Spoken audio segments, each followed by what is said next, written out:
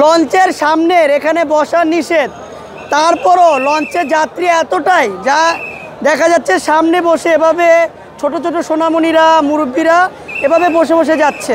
আর এটা হচ্ছে টিপু 14 লঞ্চ, এটা ঢাকা থেকে ভোলা চরপেশনের বেতুয়া রোডে চলাচল করে থাকে। আর এই লঞ্চটি ছাড়ার কথা হচ্ছে 7টা 45-এ, সন্ধ্যা 7টা 45। বাট এই লঞ্চে যাত্রীরা পুরোটা হাউসফুল হয়ে গেছে। এই কারণে লঞ্চের আমি একটু এখানে দেখাই, লঞ্চের এখানে দেখেন এই যে মোবাইল টিপে ব্যস্ত, এভাবে মোবাইল টিপতে টিপতে বা ফেসবুক চালাতে বলেন, কেউ গান গাইতে বলেন, কেউ নাচতে নাচতে চলে যায় ভোলা চরপেশনের বেতুয়াতে। আর এখানে আমাদের ভোলাবাসী বা বাংলাদেশের একমাত্র দ্বীপ জেলা হচ্ছে ভোলাবাসী অসংখ্য লোক রয়েছে যারা মনপুরা যায়, কেউ চরপেশন যাবে, কেউ দৌলতখা যাবে, কেউ হাকিমউদ্দিন যাবে, এবং ওখান থেকে কেউ আবার আপনার চরকুকরি মুকরি যাবে, ঢালচর যাবে।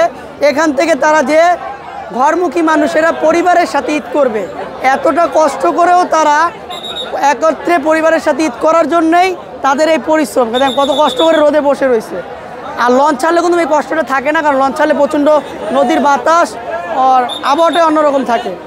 আপনি কয়টা বাজে আসছেন? কটা বাজে আসছেন?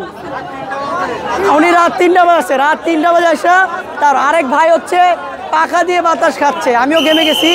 এটা হচ্ছে লঞ্চের সামনের সাইড, লঞ্চের ছাদের সাইড তো আর হাউসফুল, তো এই সাইডটা দেখাবো না, আমি অন্য লঞ্চে দিয়ে ছাদ উঠবো। আর এটা হচ্ছে টিপু 14 লঞ্চ, তাদের লঞ্চ ছাড়ার কথা হচ্ছে সন্ধ্যা 7টা 45-এ। বাট এই লঞ্চ ছাড়বে হচ্ছে 9টা থেকে 9:30 বা 10টা বাজে ছেড়ে দিতে পারে, সকাল 10টায়, তাও সন্ধ্যা না। যে লঞ্চ ছাড়ার কথা সন্ধ্যায়, সে লঞ্চ ছাড়তেছে সকালে। তো সবাই ভালো থাকবেন, আসসালামু আলাইকুম।